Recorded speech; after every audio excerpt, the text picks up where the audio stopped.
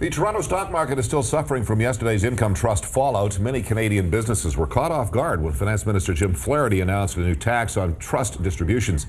One of the implications of this announcement may be the financial treatment of charitable contributions by organizations.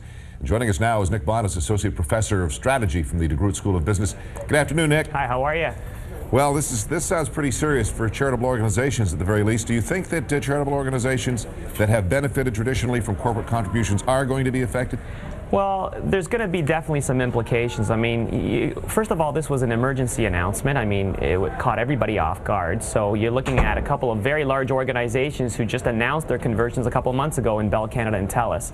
And the reason why they wanted to convert, of course, was because to protect themselves from double taxation and have excess cash flow. That excess cash flow could have gone to charitable organizations. Now, if that excess cash flow goes away, they're going to have to be a little bit more stringent with their excess profitability, and maybe charitable organizations might suffer.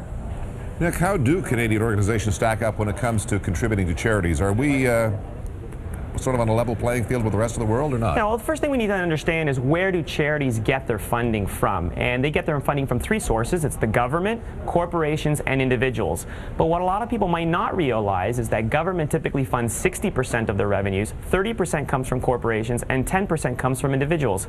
So in an ironic way, if the government is actually taking more tax revenue back because of the new announcement, they could in effect bring those distributions back to the charities.